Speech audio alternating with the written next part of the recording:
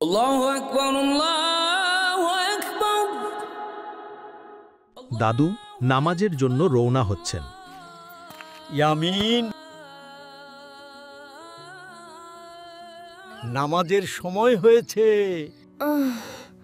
দাদু, আজ একটু ঘুমাই, পরে জোহরের সময় একসাথে 2টা নামাজ পড়ে নেব।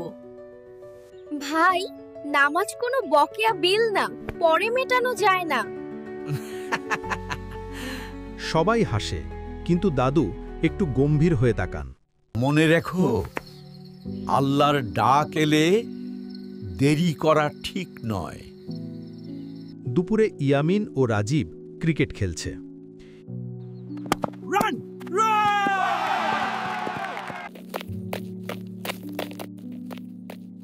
ভাই, এখন তো জোহরের সময় হয়ে গেছে, নামাজ পড়বে না? খেলাটা শেষ হলেই পড়বো।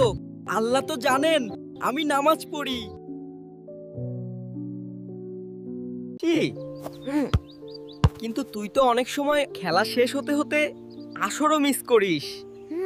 রাসূল বলেছেন, যে ইচ্ছা করেও নামাজ দেরি করে সে জান্নাতের সুগন্ধও পাবে না।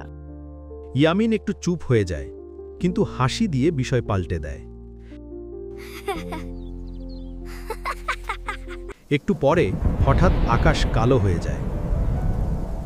ইয়ামিন, রাজীব দৌড়ে বাড়িতে যাওয়া শুরু করে। ভাই, মনে হচ্ছে আজ তো আর মসজিদে যাওয়া হবে না। আজ বাড়িতেই পড়ব, পরে একটু ঘুমিয়ে নিই আগে। দাদু, মৃত্যুও তো এমন আচমকা আসে, তখনও কি বলবে পরে পড়ব? কিন্তু দাদুর কথায় কান না দিয়ে ইয়ামিন ঘরে গিয়ে ঘুমিয়ে পড়ে। ইয়ামিন ঘুমাচ্ছে, স্বপ্নে দেখে কিয়ামতের ময়দান, মানুষ দৌড়াচ্ছে।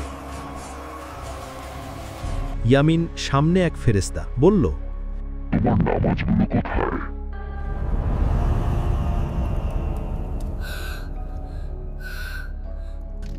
আমি তো পড়তাম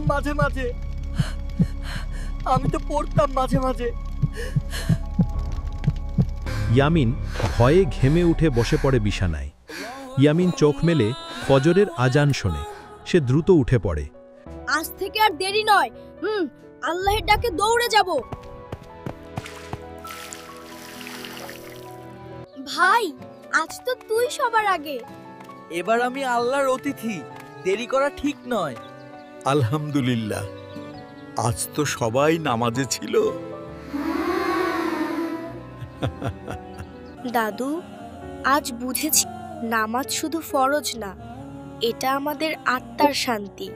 ঠিকই, যে নামাজ ঠিক সময় পড়ে তার জীবনও সময়ের মতো সুন্দর হয়। মানে আর ঘুমিয়ে নামাজ মিস নয়, তাই না ইয়ামিন ভাই?